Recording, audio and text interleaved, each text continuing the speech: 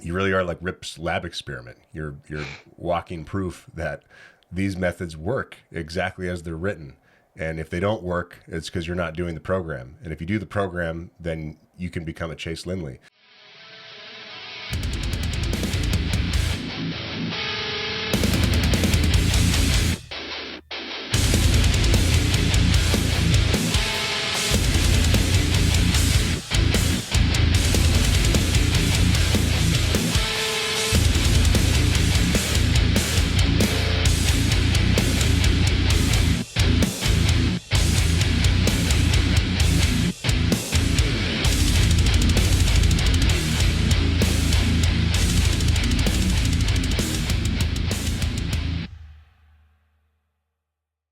Chase Lindley. Chase is, I guess, the closest thing starting strength has to a Wolverine. He was this human cyborg thing that we grew in the lab at Wichita Falls. So Chase answers the question, what happens if you take these methods that Rippetoe writes about in his books and apply it to a young man who's actually willing to do the program? He's willing to not miss a workout. He's willing to add weight to the bar when he's asked to. He's willing to eat, and he's willing to sleep. And the result of that is Chase Lindley. So Chase is a 700-pound plus deadlifter. He's a 400-pound plus presser. He's a big, strong dude. He kind of puts all of the arguments to bed about whether or not these programs work to make people very strong. Because Chase, I think, for example, you'd have a world record level press for someone in your weight class, just as a normal guy that bumped into Rippetoe's gym because you were lucky when you were a young guy. So let's start there, man. Give me your current age, height, body weight, and PRs, and then let's go backwards and hear about how you discovered Rip in the gym and where things started way back when. Well, yeah, I'm 24 at the time of this recording. I'm sitting about 250, maybe 252 with body weight. Current PRs, I have. And you're 6 foot. Yeah, so about 6'1", 6 foot. Yeah. I've pulled 730. I have pressed 405, squatted 655, benched 435. Best clean and jerk 175, best snatch is 132. And for the non-Olympic lifters, clean and jerk and snatch are referenced in kilos, in case you're wondering why he's so damn weak on those lifts. I am, man. Yeah, awesome, man. So come clean with us. How many steroids did you take along the way? What was it? Was it D-ball? Was it 2 mgs of test per week, or 2 grams of test per week? What all did you take? Be honest. I give you like the standard Ronnie Coleman answer, your typical stuff of just meat and vegetables and just being consistent in the gym. Like, so I'm a diabetic and I take insulin, so that does help, but I don't, mistreat it in any sense. And hell, like without the work that I'm doing, I can still take, all the stuff that I'm eating, all the insulin, and it wouldn't show for anything. Yeah, but jokes aside, you've not fucked with steroids at all, is my understanding. Nope. Yeah. Never have. Yeah. So what do you know? Yeah. So when Rip is telling you guys on the Q&A that you're 6 foot and you'd be a better lifter if you'd gain 30 or 40 pounds and you weigh 200 or 210, he's not telling you to look like a fat slob. He's telling you that if you follow the process, you can look like Chase. Not that the aesthetic is the goal, but the aesthetic is certainly a nice side effect of and if you want to really get big and strong, you've got to gain the weight, right? And Chase, what was it about you that so back us up and tell us how you met Rip and how you stumbled across the gym, and then I want to know what was it about you that made you unlike other young men in that you were willing to actually listen and follow the program, and not just follow it, but religiously, like it became your thing. And you never missed a workout, and the results speak for themselves. So where did this all start? So it all started, man, in junior high. I remember being in the 7th grade, and we were introduced to the weight room for my first time. And, we were doing some silly shit of like, hey, let's get everyone to maxes so we can do percentage stuff. And, man, I think I squatted like 150, but like god awful form. I remember one of my arms came off the bar and I'm squatting it up with like one arm. It's some fucked up shit. Never deadlifted. We did hex bar deadlifts, so that didn't really count. And then, benched, which was like 125 or something. So I was like, man, I like this, and I want to get stronger for my sport, and I just, stronger in general. So I asked for a bench set for Christmas that same year, and I'm in my backyard and I'm just doing a bunch of shit with the bar, like doing curls, forearm work, a bunch of bench. And this is like 6 days a week, just in the backyard, fucking around. You started like the rest of us too, huh? That's good to know. Yeah, I did. But it was a short little brief exposure. You were still which a I'm kid. very You didn't waste your 20s doing this shit. Yeah. So my dad, he was at work at the time that I'm training, and he's kind of protective, and he's like, look, I don't want you, cracking the bar on your neck or just like having a freak accident in the backyard where I'm still at work and I can't help you. So for right now, just like don't train. I'm like, oh fuck, like that's the worst thing I could ever hear, and especially coming from him, because my dad's very laid back. He is not the most person to like to come to for answers or just like to seek something out. So whenever he says I want to find a solution, I'm shitting my pants, because I'm like, man, I'm never going to be able to train again. So we heard about the gym through a family friend, and he's like, all right, we'll go check this out. So we go in. Do you remember what you heard, by the way? Office. Sorry to interrupt, but so you heard about the gym. Do you remember what the reputation was, or what what did you hear about the gym, if you recall? So this came from a kind of an obese kid, and he was always pushing the prowler, and they were just trying to make this kid quit because he kind of was always flaky about showing up. So they're like, yeah, man, this gym, they'll just make you push the prowler. They'll try to make you throw up. Like, they just kick your ass every single time they're in there. I'm like, oh, dude, this sounds perfect. Like, this is the place to be. So we walk in, Rippetoe's doing his thing, like typing with his two little fingers. And my dad walks into his office. He's like, hey, I'm looking to sign up my son. Rippetoe just like kind of just glanced over his shoulder real quick. And he's like, just, motions in the back room. Didn't even say anything. We walk back there, and it's Josh Wells. He's in the back coaching a bunch of kids. And my dad was like, hey, looking up to sign up my son. And Josh was like, all right, $100 a month. And, he starts Monday. How old would have Josh been, by the way, at the time? Fuck, man. I started 12, and that's been 12 years ago. So Josh is, I think he's 36. Late 30s, maybe early 20s. So yeah, he's about like my age right now, 25. Right. 26, somewhere around there. And he was a starting strength coach at the time?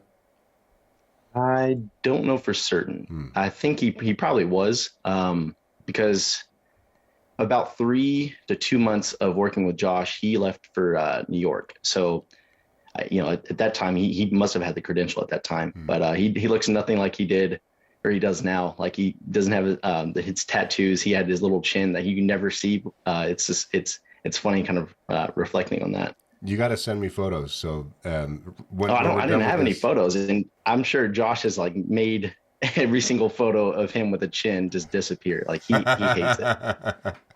Well, whatever photos you do have from those days, including the one where you're on the wall at Wichita Falls Athletic Club in your basketball jersey, and you just look like a little boy. That's going to be a fun one to put up. Yeah.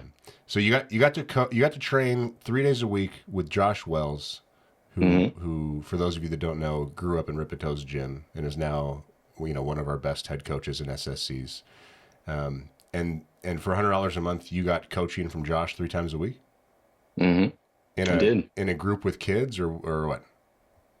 Whenever I started out, there was me, 2 other kids from just north of Wichita Falls. There was, I think, 1 other kid. So there's about 4 or 5 of us. And throughout the years, it was always kind of like this group of kids would come in, and then it would dwindle down to just me.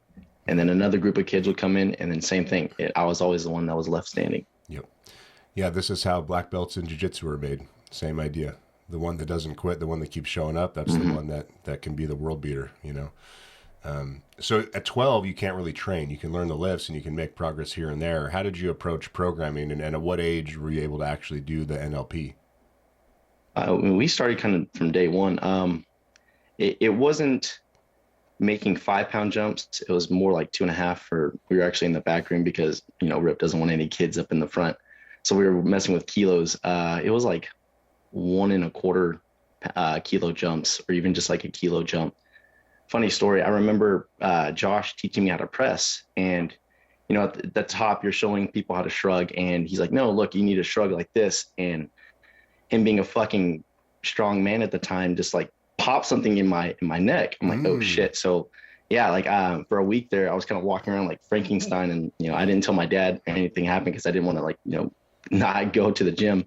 So I'm just like, oh, I strained it in, at school or something like that. But yeah, I was like, you motherfucker.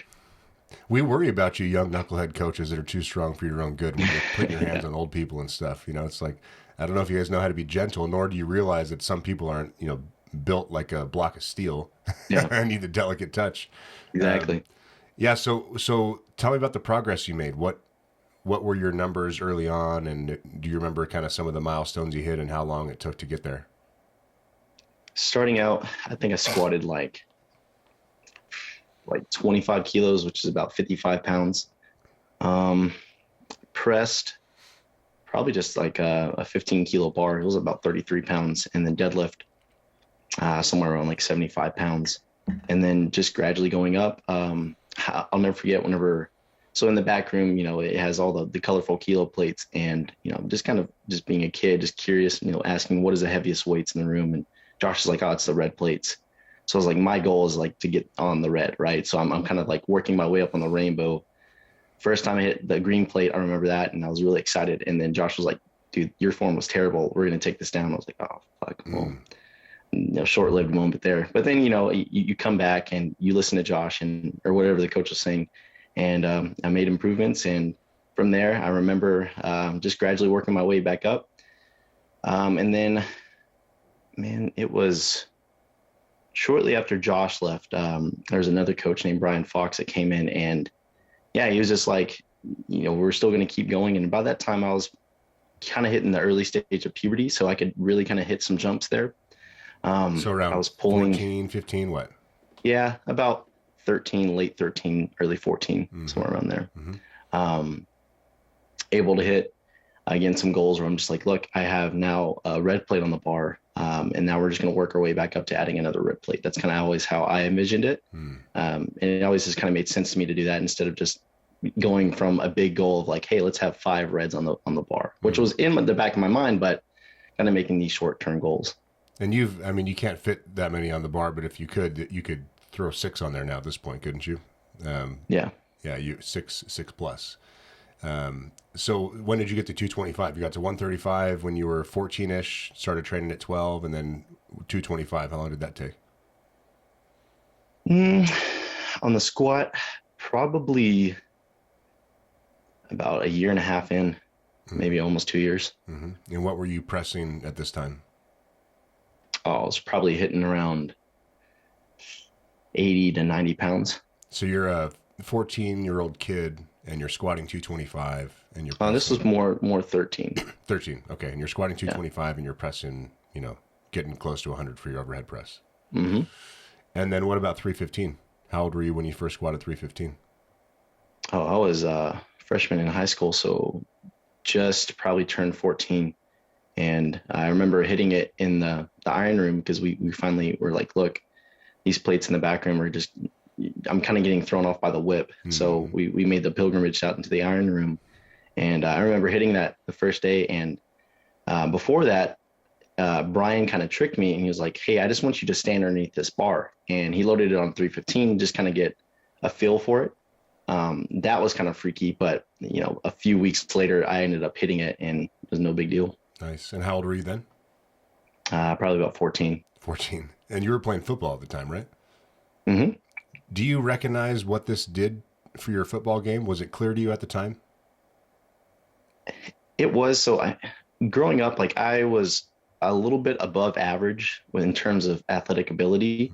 And then with this, it was just kind of like another new step where it gradually, as I was getting stronger and I'm practicing more, like I was able to do things that I always saw like the really genetically gifted kids do. I always had to work a little bit harder than them, but I was still on par with them on the field. And that really struck out as something very important to me. You could tell. You could tell that this was the thing that was giving you the competitive edge that you weren't necessarily born with, like the guys that are going to get drafted to a D1 school, right? Yeah. What's your vertical, by the way? What's your standing vertical jump? My best is 31. 31. So you're athletic. You're not a freak, but you're athletic. Mm-hmm. And then what about 405? How long did it take you to get from 315 to 405 on your squat?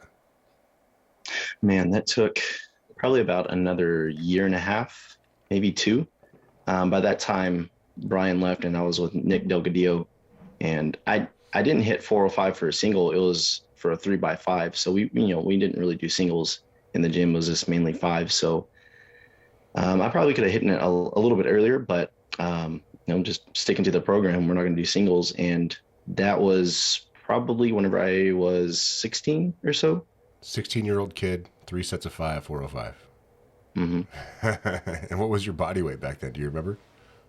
Oh man, I was probably about maybe 185, 195, close to 200, somewhere around there. Damn. And roughly what were you pressing at the time? I was around maybe the 200-pound barrier, maybe 225, press. Pretty close to there. As a kid in high school. That's pretty cool. And then do you remember how long it took you to get to the next plate? So 495? 495. That took probably another year or so. Right. And that was for a set of 5. So programming kind of changed. They put me on the Texas method, which was fun, man. It made you grow. Came back from, so this was whenever I was in college.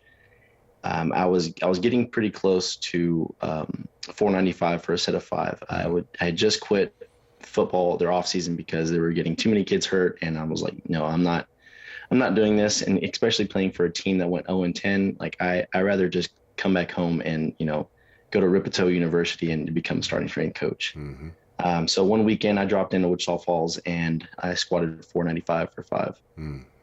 Hell yeah! So this is maybe you're 18, 19 years old. Yeah.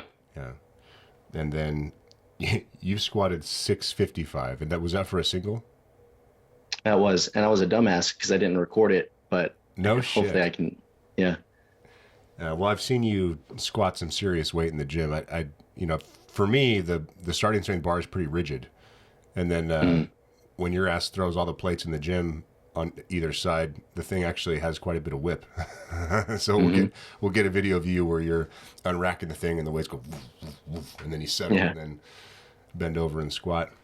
We actually had to get you some crash pads because your Olympic lifting was pissing off the neighbors. And these gyms are in retail centers, and you can't be shaking the foundation of the whole damn building by throwing, what was your clean and jerk? It's about 175. Yeah, 175 kilos on the ground. So you've got crash pads now. So you know what's really funny about that? We actually learned a little bit more truth behind this. So we're stuck in between here in Oklahoma City, in between a nail salon and like a Herbalife juice bar, which the Herbalife people, they're cool because you get a bunch of CrossFit people in there. So they're used to kind of just the weights and the music and all that stuff. But of course the nail salon, you're not. Like the demographic in there is just, your nana or your grandparents in there. So them having, some death metal blare the next room over and then some weights cling around, they're not used to that. So I started training out at late at night. So I'm, 9:00 at night, and I did that for about a week. And then Colby dropped in just to see like how I was adjusting and just, kind of talking shop. Well, they were next door cleaning, and he popped over there and he's like, "Hey, I'm sorry for all the noise level and stuff. We're trying our best to kind of, do what we can to fix it." And they're like, "What do you mean? Like, we're fine with it." So he's like, "Well, we've also heard reports that like, y'all are getting, tile cracking. There's damage to your property." And they're like, "No, he's not doing any of that."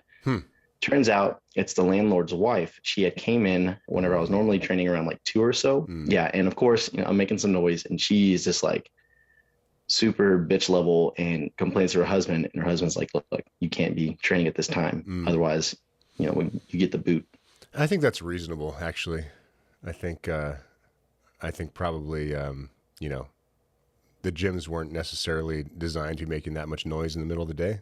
We're kind of for the white belts and the blue belts, like the people just learning how to get strong. And we've got some intermediate advanced trainees, but we definitely didn't anticipate having Chase Lindleys at the gyms making that much noise. So I think that's a good solution. I think it's a good solution. Yeah. Just train at night.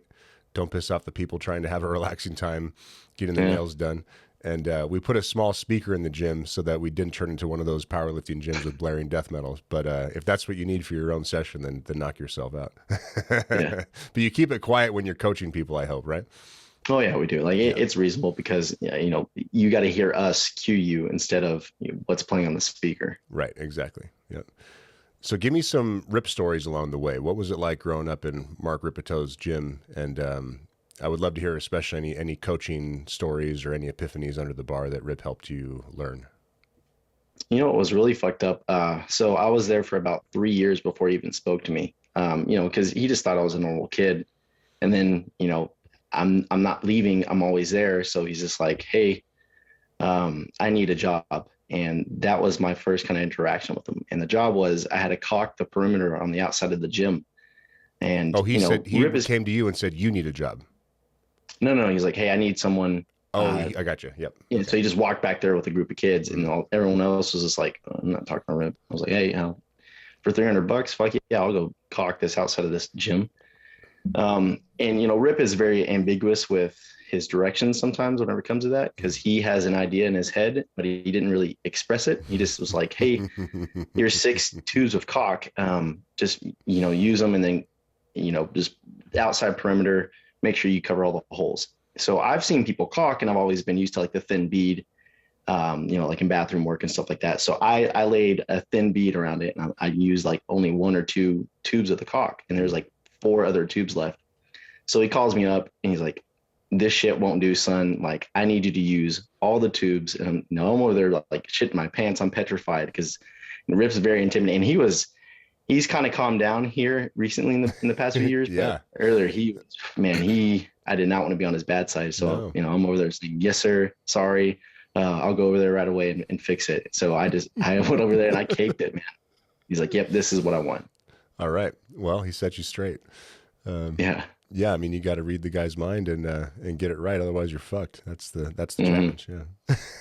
That's exactly. Good for kids though, man. You got to keep kids on their toes. I loved it. Yeah. And then once he saw that, I loved, I do like it, but I wasn't afraid to work. He layered it on me. He's like, hey, I need the roof tarred. And I'm like, all right, how much you gonna pay me? It's $300. Cool. So I went up there and we tarred the outside of the kind of like where the awning is that overhangs the on the roof in the wall. Mm-hmm. Tarred that, and hey, I need my yard mowed. So I was his little handyman. Nice, man. So this kind of built the relationship between you two after he noticed you're not a normal kid and you actually show up, and he started throwing odd jobs your way. Yeah. And then did you get any mentorship from him? I've heard him on the podcast give you some advice about what books to read and things like that. Has he given you any advice outside of the weight room? Definitely. Probably the biggest thing I learned from Rip is the ability to think. Going from, he kind of put me through a novice linear progression in his own way with thinking. So it was, hey, I want you to read this book. And he slaps down Basic Economics by Thomas Sowell. I'm like, what the fuck is this? Like, I thought I'm done with school. Like, I don't want to read this. And it was other stuff. So it's like, hey, read Starship Troopers by Robert Heinlein and all that stuff. So once I actually started reading that and figuring out the message of why he's trying to do this, that was a big thing. Mm-hmm. So him kind of instilling that it's okay to think, it's okay to have your mind going constantly. Yeah, I'm forever grateful for that. Awesome. This might be an ambiguous question, but how do you think? So Rip taught you how to think. What does that mean? Like, how do you approach thinking? How do you approach ascertaining the validity of new information? It's trying to find as much facts in it as possible. And if they don't make sense to you, come up with a way that it does, or do more research. So, with public schools and stuff, It's just, this is what we're going to learn. This is how we're going to learn it. And then you're going to get this result. Whereas with him, it was, well, let's stop and think about this. And it'd be some silly shit of like, if we have a bolt stuck that we're over there trying to like torque down on whatever project that we were doing, he'd stop and literally think and be like, well, we think about the physics here. You were holding your arm pretty shittily. So let's fix that. Everything turned into a lesson. From like, how do you put trash liners on a trash can? It's just, that guy he's very special with how he thinks. So he's simultaneously teaching you that everything needs to be thought about, meaning you shouldn't take anything for granted, while he's also kind of showing you specific skills and how to apply that thinking to individual situations. Yes, definitely.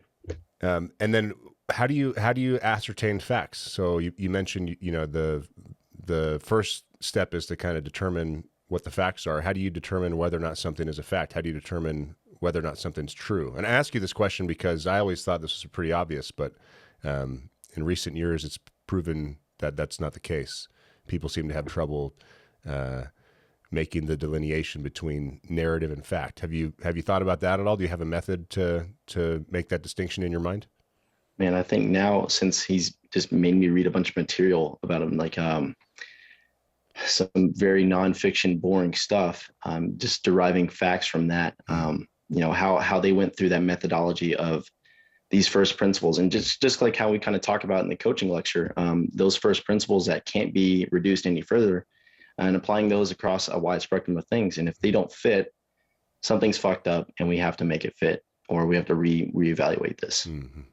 So he's outlined the logical deduction process to kind of sanity check other people's claims, is what you're saying. Got it. Exactly. Yeah, that's valuable, man. Have you read any Taleb, by the way? I have. So he handed me Skin in the Game, yep. And then from there, I just bought all his books. So I've read Black Swan as well. Nice. Need to read Anti-Fragile, and the other one, I think. I don't remember the last one. But yeah, those are solid. And one of the concepts Taleb points out is the difference between a narrative and a fact. So we won't go too far off on a tangent, but for those of you that are interested in Rippetoe's reading list, anything by Taleb is a solid choice. So you're in Rip's gym, you're getting strong as hell. When did you realize that lifting wasn't just a hobby for you, but you were excelling at it and you wanted to put up some serious numbers? Like you wanted to keep going, you wanted to become a lifter. This was going to be your thing. When did that click for you? And that clicked early on. I think, and also the thought of why not do this well into my 40s and 30s and actually do this for a job, that clicked pretty early on too. Mm-hmm. I think the big contributor to that was just seeing people come in for the seminar. So, me being a little snotty little kid and seeing like these titans of starting strength just come in and, realizing like they travel, they get to do this for a living. They see different walks of life, meeting new people. Like that was just, that was mind boggling to me. My dad's been pretty heavily on, you need to get out of this town. You need to do something worthwhile and that you love. And I was like, well, this sounds perfect. And as we're opening up gyms, he was always pretty hesitant about what I was doing in the gym. Like he understood like, hey, this is your sport. This is to make you better for that. And not really how this is going to attribute to making money. Right. And it wasn't until I said, hey, I'm going to move to Houston, or I had the opportunity to actually move to different locations, but I'm going to choose Houston. Did he realize, oh shit, like this is actually very important to Chase and he's going to make something. That was a big thing. Man, that's pretty cool. Because you were not a starting strength coach at the time, but having grown up in Rippetoe's gym and gone through the process yourself and coaching people and seen other people go through the process, you had a very good baseline of education and talent. And so you were able to roll into Starting Strength Houston, which is the third gym that ever opened for us in the franchise system, and work with Josh and Shelly Wells, both SSCs that grew up in Rippetoe's gym, and then JD Shipley, who at the time was an aspiring SSC as well. And then you and JD got to learn under the tutelage of Josh and Shelly and become SSCs yourself. And then shortly after that, you branched off to be a head coach at your own gym over in Oklahoma City. and Phoebe joined you, which is a really fun story. And I'll link to an interview I did with you guys up here way back when I saw you in Oklahoma City. There were two episodes of that interview, and your relationship is pretty entertaining. So talk to me about that. I mean, you took a big risk by not going to college, and then here you are, 24 years old, head coach at a starting strength gym, starting strength coach, making a good living. Talk to me about where you think you'd be without starting strength, what you might be doing otherwise, and kind of the uncertainty and the risk associated with deciding to do this and just hoping everything was going to work out. And if I didn't have starting strength, I'd probably be in Wichita Falls working at some machine shop, with my dad, just hating life, and never escaping and never really kind of fulfilling some dreams that I have. But with this, it's definitely been chaotic at some point, but it's a roller coaster ride whenever I tell people this. So you have your highs and your lows. And I'm sure that's with really anything that you really love, because there's going to be some shit that tests you in life. But, moving, that was a big one. You're going from Wichita Falls, just this little blip on a map, to Houston. That was a big change. But I mean, it was a change for the better. And then I realized that. And then going to different locations and realizing, like, there's different people there, that the way that you have to present material is going to be different. That was another challenge that I loved. And I've always been kind of a person who seeks challenges. And if I kind of find myself just being in stasis, I hate that. And I always try to do something different. Because you learned from starting strength in biology and from Rippetoe that there's no such thing as stasis. You're either advancing or you're declining, right? Yeah, that's right. Yeah. It's just, it's been a chaotic ride, but it's something that I really do enjoy, and I can see the benefit. And I saw this really early on, not only with myself, but just, people that were coming into the gym, either training with Carmen or that was going into the seminar and that Rip has kind of talked to. I really love that, seeing that you can change someone's life and their perspective. That was a big thing that you don't really get to see sometimes if you're stuck behind a computer screen or whatever job that you have. That's awesome. What are some of the stories that strike out to you the most that you've seen over the years, whether it be at Wichita Falls Athletic Club or at Starting Strength Houston or now at OKC? What are some client case studies or turnaround stories you've seen that are notable? Man, a big one was in Houston, and I think y'all are doing another little interview with him, but there's a guy named John Wilbanks. Came away from COVID with, he had like long COVID or some crazy shit with his pulmonary system, to where he just had to rely on oxygen. His heart rate was through the roof, just had a lot of shit going wrong with him. And then seeing Josh work with him and just thinking outside of the box, that was a big, big game changer. The way that you can apply this model, these factors to it, and it's adaptable to a broad range of problems. That's awesome. And actually in attesting to it, and not only from John's standpoint, but like Miss Gus too, whenever she was in Wichita Falls. We'll link to the Gus video for the viewers if they want to watch that, so they know what you're talking about. We also have a woman and her son, or really a family. They come into our noon class. The son has a disability, so he's he's autistic, so he can't do a normal job. He can't really function outside of his house. The mother, cancer survivor, broken multiple bones, just super frail. And then seeing that they can actually train in a place and not feel discouraged or anything like that. Like I couldn't even think of another gym off the top of my head where they could feel comfortable at and then still make progress. Like even if we were to just seclude a section of gold, like they would not be able to do the same thing they are now. It's just the quality of the coaching. There's no comparison, right? Not just the care factor where the coaches there are the type of people and are incentivized to be there to help you. They're not incentivized to sell you stuff. And then they also have the talent. They've got the skill and experience to take you wherever you are now, however terrible that might be, whether it's a long COVID patient or a gal with osteoporosis that can't get up with her own strength off a chair. And you can establish a starting point, and then you can make things a little bit better. and then a little bit better, and then accumulate progress over time. And whether you're a 12-year-old Chase Lindley that will go on to deadlift 700 plus pounds, or you're this guy suffering from long COVID that is trying to recover from a nasty, injury related to a virus. This is the same process for everybody. So it's quite enjoyable for me to see all the stories come through and to hear all the stuff you guys do every day in the gyms and read your reviews and watch your videos. So let's talk about your job, because only thing I worry about, Chase, is I feel like in your 20s, your work should be like your training, but more intense. I feel like this is a genuine concern, so I'm curious what you think about this. I know when I was in my 20s, I worked myself like nearly to death. I mean, I was working so much, it was actually bad for me. And I think that's important. I think you got to find your limits. Like how nasty of a work ethic can you have? How much drive do you have? How much can you create? And the head coach job's kind of easy, man. The head coach job, you don't have to prepare anything. You don't have to bring any materials. You show up. Are you doing the evening sessions or the morning sessions? The evening. So you show up at 4:45 p.m. You run 3 90-minute sessions, and then you go home.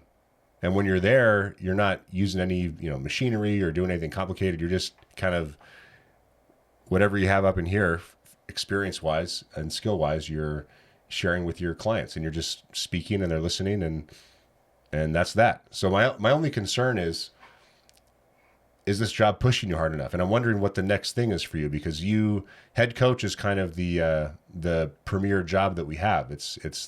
You're running the show at the gym, unless you end up overseeing multiple gyms. So what are your thoughts on that? Are you good where you're at in your career?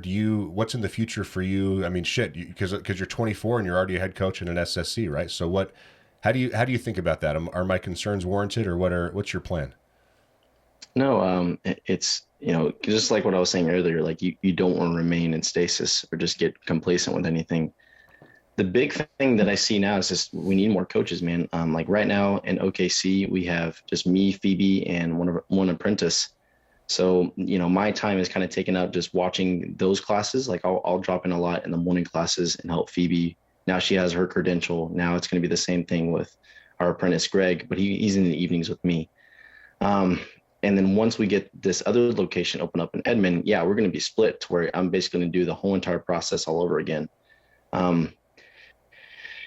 It seems lackadaisical and kind of easy on the outside, but on the inside, like you still have to make sure that the culture is still present in the gyms, that we're not going to have any issues, and everyone's all thinking about, what we can do better.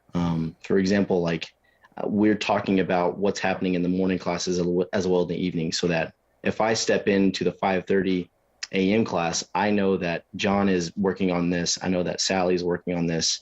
And the same thing that Phoebe knows is like, Jim in the 7:15 class is working on that. So just making sure that we're always talking and communicative.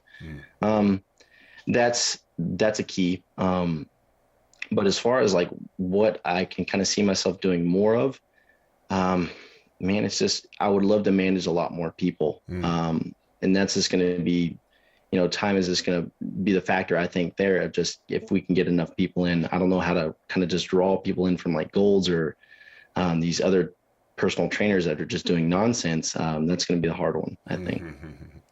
I got you. So the job on its face is simple, but since your quality standards are so high, you're quite focused and detailed in the way that you execute. And your job is expanding in that, as a head coach, you're not just showing up to your sessions and helping people get stronger. That's an important part of it. But now you're coaching coaches and you're learning how to develop and lead. And I'm imagining this is new for you, right? So how long have you been actually doing that? For about just a year. About a year. Well, no, I take that back. Probably a little bit more since I had some time in Houston with it, but probably about close to 2 years, maybe a year and a half. So you're a novice in leadership and managing others, and that's where you're focusing your attention to grow and develop. And your plan is to be, Rippetoe is the teacher of teacher. He's the coach of coaches, right? So you're your goal is to be somewhere similar from what I'm hearing. Definitely. Good, man. Well, we can definitely help with that. I mean, yeah, as you've seen from the franchise system, you took a bet on Rip being in one of the first gyms. You went for it. You moved. It worked out really well. Houston is one of the most successful gyms. You then took a bet on a new gym in a small market, and that worked out in Oklahoma City with Colby and Sierra. And now you're partnered up with these guys, and they're opening additional gyms. You're already in charge of the apprentice and coaching staff there, and then that'll scale to more people. And then, yeah, I mean, I have high aspirations for the growth of this thing. I think the flywheel is already spun up, and now we'll just see what kind of growth that spits out. But I think it'll be rapid, and I think guys like you that started in the early days, especially the ones that grew up with Rippetoe and have all that knowledge and background, you'll have any opportunity you want. So we're happy to have you, man. I mean, you're like, you really are like Rip's lab experiment. You're walking proof that these methods work exactly as they're written. And if they don't work, it's because you're not doing the program. And if you do the program, then you can become a Chase Lindley. And then you became obsessed. You became a hell of a lifter, both power lifter and Olympic lifter. Became a hell of a coach. It's been fun watching you. I've only known you a couple years, but just in the last couple years I've known you, it's been really cool to watch you excel as a professional and as a lifter and everything else. So well done, man. Thank you. Why don't we give these people that stuck around this long some Chase Lindley lifting tips? So, you're a lifter, you've been through a bunch of issues, you've optimized your technique. Your technique's got to be damn near perfect to move the numbers that you move. Let's go through each lift, and I want to hear from you your one or two biggest tips, or the things that you like to think about that have helped you, or the things that you mention most in your coaching practice that you think people need to hear about. So let's start with the squat. What are some Chase Lindley squat tips that may or not be obvious, that may or may not have been talked about 1,000 times before? Man, the one that comes to mind is the midfoot being the master cue. I always kind of thought, that's a very big statement to kind of put that there. But as the weights get heavier, balance is like super important. And just making sure that you can operate the load effectively while being in balance. Yeah, it's almost an understatement now whenever, I read that quote again of midfoot being the master cue. Mm-hmm. So as I'm squatting, I'm thinking about, staying in balance, staying right over the middle of the foot. And then from there, it's just whatever I'm kind of slightly tweaking. So I have a little bit of some knee tendonitis from just me slowly getting into my knees. Mm-hmm. So sitting back, making sure that I'm actually using my hips, that's going to be the two effective things. Yep. Yeah, those are two solid cues, right? Because other than keeping the balance over midfoot, you've got to bend over as quickly as possible on the descent. And if you're thinking about squatting into your hips, you're going to load up the hips and get bent over. So great advice. And the heavier the weight gets, the more important the right over the middle of the foot thing becomes. Isn't that true? Oh, definitely. Yeah. So if for those of you that don't have a coach, record yourself lifting, and look very closely at the weight distribution in your feet as you squat down and stand back up. So imagine each foot like the chassis of a car, and you should have 25% load at each corner of the chassis and each tire, right? So from front to back, 50-50, from side to side, 50-50. You shouldn't be loading your toes, you shouldn't be loading your heels, you shouldn't be loading either side of your foot. And if you keep your feet planted and the even weight distribution, you'll be in the most mechanically efficient position to handle the weight. So keep this in mind. Take a video of your squat, of all your lifts, and see if you're noticing the weight shift around. And if it's egregious, like I've seen some people that have sent in videos to me where the toes come up or the heels come up, that's an immediate fix that's going to improve your lifts and make them feel easier and then prevent you from hitting a plateau. So solid. Now let's talk about the one you're famous for. And actually, before you give us the press tip, when did you realize that the press was going to be your thing, that you wanted to be a press specialist? At what age were you, and what were you pressing at the time? I don't know. Like I've always just kind of pressed because that was in the program. It wasn't until I always thought it was just, everyone pressed kind of this much until actually coaching people and realizing that, this is a little bit different. that kind of stuck out to me. But it was probably whenever I was hitting about 225 or so. I was like, you know what? I don't really care for the bench. Like it's all right. And, I kind of always hated it because football coaches would always ask, hey, what do you bench and stuff like that. So just not falling into that category and just being, I want to be different. It was about that time. And you still bench 435. So you didn't forget about your bench. Okay, so what are your pressing tips? I mean, other than the obvious, do a standing bench press and break your back, like all your friends on the internet say. What is your what's your press advice, technical advice? It's going to be a lot about practice. So the timing is a big issue with the press. What I like to tell people is just find a rhythm to it. So what I tell people at the start, hey, it's a hip press, or like a 1-2, 1-2 motion. Think of it as like a dance, something to where you're getting that counter movement in the bar, that whip in the bar, and then riding that thing back up. That's going to be the big thing. Yeah, I like to express the same thing. I say it's hips and then press. It's not hips press at the same time. And then I reinforce the fact that the purpose of moving your hips forward is twofold. So firstly, you're getting your face out of the way so you can drive the damn thing straight up. Because as you've said, midfoot is crucial, especially as the weights go up. And then the second thing is you get a bit of a dip. So if you have a nice tight shelf and you bounce your hips forward hard, you get a little bit of a dip and you can catch the upswing of the dip and then drive the damn thing overhead. So big aggressive hips to accomplish that is the tip with the correct timing and rhythm. Is that right? That's right. And then if you can't get the rhythm right, watch this video. We'll try to remember to link to it. Nick did a video on leaving your hips forward on the press. So a lot of people just can't get that timing down. Hips and then press. Hips and then press. So what we'll have you do on the platform if that applies to you is we'll have you just throw your hips forward, leave them forward, and then press the bar overhead. So you're not crashing the damn thing into your chin or something, right? How about the bench? Really just pinching your shoulder blades, making sure that you're driving your feet. Me personally, I don't really drive my feet because, again, I'm just not really concerned about the bench. But from like the actual model standpoint, I need to have an arch. I need to make sure I'm solid on the bench. So making sure that you're basically making an arch, or I like to think of it as like an arch bridge. So I'm one end of the arch bridge is my shoulders being in contact of the bench, and then my feet driving, making sure that I'm hanging on to that as much as possible and I'm not deviating my chest. And that's going to be the big thing. Mm-hmm. Yep. Nice big arch. The pinching of the shoulder blades cue is an important one. I didn't take that one seriously enough when I first did the program. I must have overlooked it, or you know how this material is, right? It's like you can read the thing and miss 5 important points, and then you don't actually get those points until you've done some trial and error.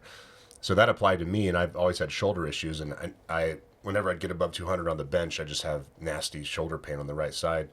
And then the thing that fixed it was coaching, but the thing that really fixed it was the starting strength bench, because this thing gives you so much feedback, and it's so narrow that it keeps you honest. So I have to really squeeze my shoulder blades together. And for those of you at home that are interested in improving this aspect of your bench, pretend or have someone actually go up behind you and stick their finger right between your shoulder blades and try to crush their finger with your shoulder blades. And that's how tight you need to have your shoulders pinched back together on the bench. And that'll put your shoulder joint in the right position to avoid impinging things and stressing things in the wrong way. That'll create the most stable position to bench from. How about the deadlift? Deadlift cue? For me, it's going to be just a wave of an extension of the back. So making wrinkles on the shirt, trying to make an alien pop out of your chest type stuff. That's going to be king for a lot of people too, in terms of cues. And then just pushing. Simple as that. It's just kind of a two-parter where it's just back extension and then making sure that you're driving your feet. Mm-hmm. Yeah, so the hard work on the deadlift, well, the deadlift is hard as hell, especially with the numbers you're pulling, but you've got to put in a lot of hard work before you even start the pull, right? This is another thing I didn't understand until I went to a seminar. And in fact, I wasn't really putting much effort at all into squeezing my chest up and flattening my back And I remember on a platform in Atlanta, years back, I was being taught by a starting strength coach to extend my chest harder to get that cascade effect down my spine to straighten my whole back. And I did it so hard, and for the first time, that I actually popped a rib. So Oh shit. I was done deadlifting for the day. But the point was clear that the deadlift isn't about bending over and ripping the bar off the ground. The deadlift is about methodically setting up and putting a whole bunch of effort into squeezing your chest up and flattening your back. And then the second point that you made is, I refer to this thing as a push, not a pull, because I don't want people thinking about pulling the bar with their hands. I want people thinking about extending their knees. I want people thinking about leg pressing the earth away. And then all that force is transmitted through your body, through your rigid spine and into your hands. And then the bar comes up off the ground as a result of the effort that you put into the floor through your feet. Right. So yeah, those are good tips. I think, basically everybody that hasn't seen a starting strength coach needs to get better at setting their back, squeezing their chest up harder than they want to. We've got a bunch of videos on that. And then it would benefit everybody if they would just focus on pushing on the floor instead of thinking about yanking the bar off the ground. Because when you think about yanking the bar off the ground, you start with a hip extension, and then the bar comes forward, and it's just not the correct movement pattern. So pushing the floor away with a rigid back is the way to go. You said you deadlifted 730 pounds? Mm-hmm. Was that in a meet or was that at the gym? No, that was at the last seminar, which was in June. Did you get a video of that one? Yeah, it's up on my Instagram. Hell yeah! All right. So last question I have for you. This one's from Ina. She wanted me to talk to you about how lifting and being strong has helped you with your diabetes situation. So you've got type 1 diabetes. This is the genetic one, the one you're born with. You've got an issue creating enough insulin, so it's a pancreatic problem, and then you take an insulin shot essentially to manage the situation.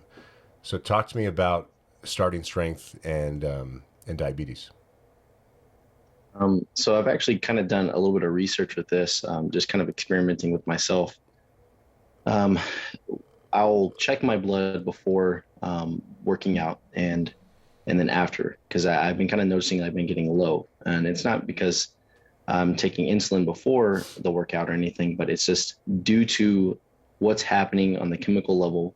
I'm getting low from all the other, floating insulin that's happening around in my body from just shots previous of whenever I ate several hours before working out. So I'll start a session around like 185, and that's a little bit on the high side, but then I'll finish and I'm about in the 70. So an average range is about 120 to 90, and I'm swinging in between there, and it's pretty drastic sometimes. It just depending on how hard my session is, the intensity, if I'm doing a bunch of volume and all that stuff, those factors will kind of skew my numbers a lot. But if I didn't have lifting, I definitely probably would be in a lot worse shape, just from how my arteries would be handling the swing in blood sugar, just how I can function through just normal day processes of having like low spells or high spells. It's helped a lot. It's contributed a lot.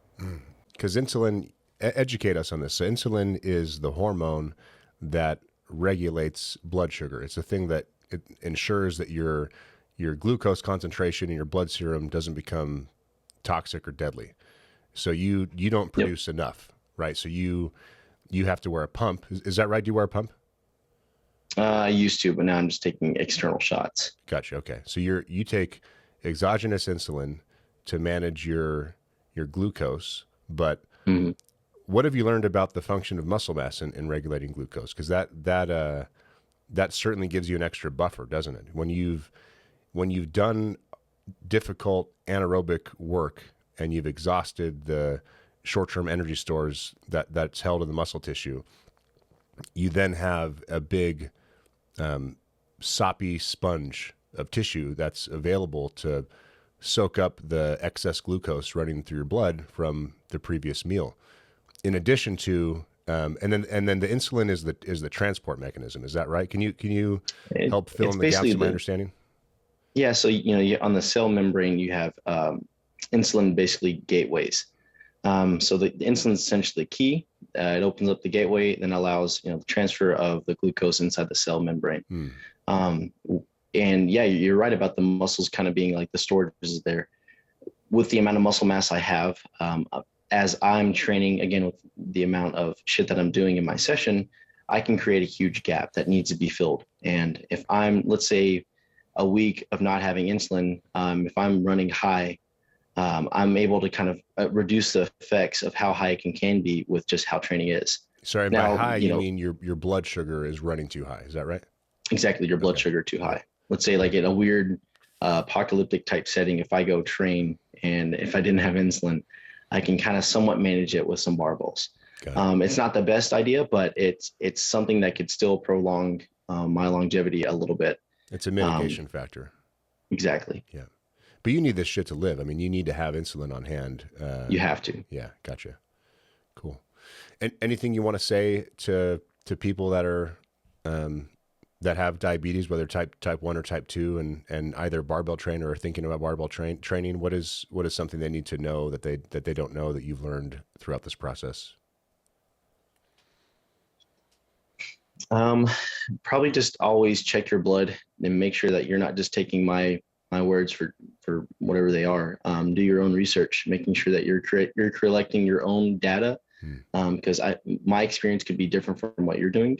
The amount of shit that you're doing in your session could not, produce enough of a void in that gap to be filled with glucose or other resources. So, again, just always check your blood, making sure that you're on top of it. Nice. All right. Well, we've got a few more minutes, so let me do one more actually. And I'm as you can tell, I'm essentially functioning as the historian of starting strength. So my goal with some of these things is just to capture the moment of time of where we're at now and get as many of the stories out as possible from the people that actually experience the stories, right? And one day there will be a Rippetoe documentary, and some of these clips will be in that. So I'm just trying to make sure our audience that's been with us and or is just discovering us and is really a fan of what we're doing has an understanding of how this stuff all came together.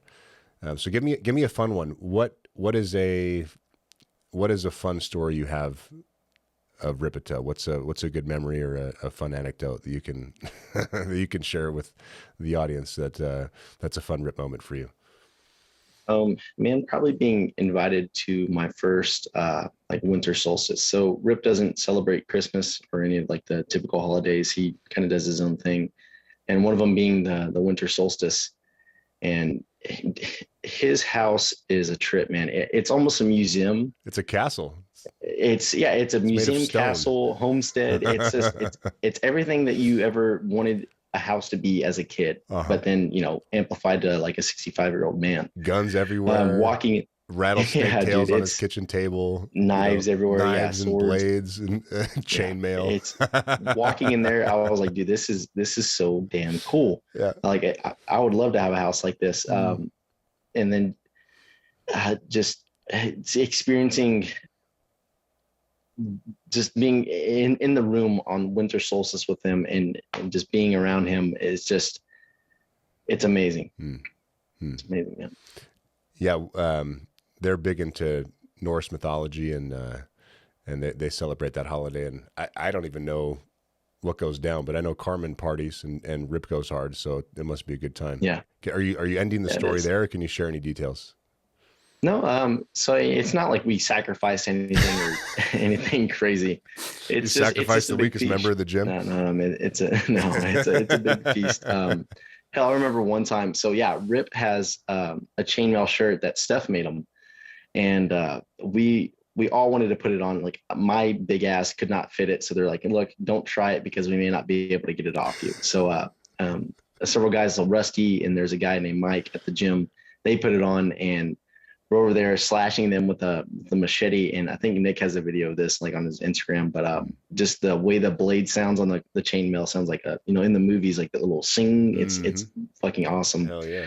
And just learning about like Chicago, the artist music, whenever I told Rip, I was like, yeah, I like this music. And he's like, you do? Like, that was kind of a shock to him. I was like, yeah, I mean, it always sounds like how I wanted my Christmases to be, but without all the stupid bullshit and of like Christmas presents and Christmas trees and all that stuff. Rip knows a lot about music. There's a bunch of topics the guy can just go on and on about. It's pretty damn impressive. Yeah. Good, a good role model to have, so to speak, as a young man growing up. You know, a guy who just kind of blazed his own trail, thinks for himself, built the lifestyle that he wants exactly the way he wants it, and lives by his own standards and nobody else's. So I think that's a damn good example that was set for you, and I think it's already paying off. And man, I got to say, I'm grateful for you. I'm glad you're around. It was really worrisome in the early days. We didn't know how we were going to staff these damn gyms. Like, we just kind of build things and hope that we can connect all the dots at the exact right time. And things have tended to work out really well. But you were one of the first people to jump in and be a part of this thing. And I'm glad that you did that, because you've helped us quite a bit. And I know we've also helped you quite a bit grow as a young man and grow in your career. And sky's the limit for you, man. You know, I'm always here for you. If you need something, just let me know. And you can go anywhere you want in the organization, as far as I'm concerned. And I know that Colby and Sierra will do their best to hold on to you for as long as possible. So hopefully they grow fast enough to keep your interests. But yeah, Chase, thanks for all that you've done for us, man. And thanks for the time today. This was a lot of fun. Yeah. Thanks for having me on. All right, man. See ya. See ya.